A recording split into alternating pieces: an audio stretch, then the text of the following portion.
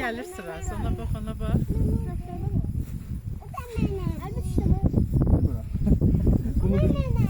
Hə, yaxşı o sənsin. Çək qabağını görə yerdən.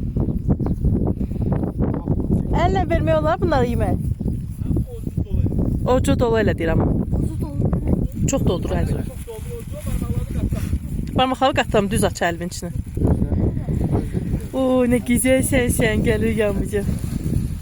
Aç əlini. Bax. Çaşıb yeməklə şey eləməsin. Parmaqlar bax varsa işte. Belə olsun. Gözlə görə.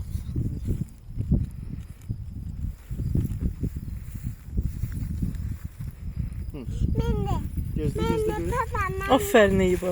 Sənə necə başa salacam barmaqlarını düzət. Əlini göstər ki, belə tutmalısan. Yox, əlini yığma, belə elə. Bax belə, düz. Aferin iyi buma. Düz.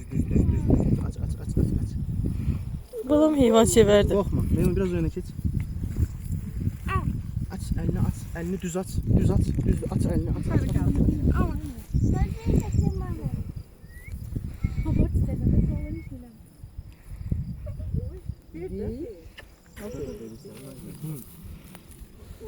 Verirsən sən? Mən yox qorxarım. Yenə. Hay can. Necəsən?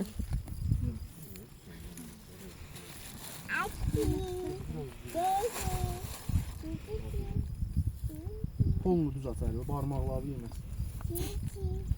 Meymun imkan vermə ya, bacı verməsin. Yelik.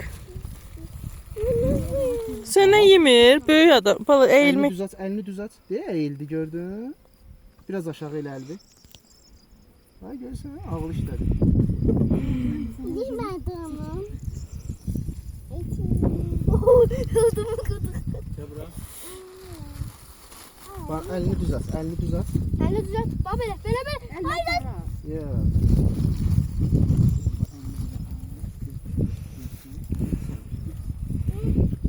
Yaşar dişirelim ama korkma. Sen de böyle.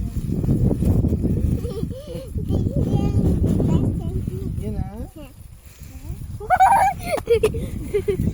Düz aç əlini. Sen de mama da götürsün. Dağıtma da. Gəl. Al. Götür.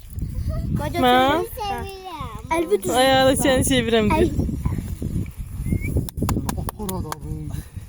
Tut at. Ha düz tut el. Gözlə qoxtarsınlar. Ha, bu abi hamısını yedi. O kadar şey yarar etsin.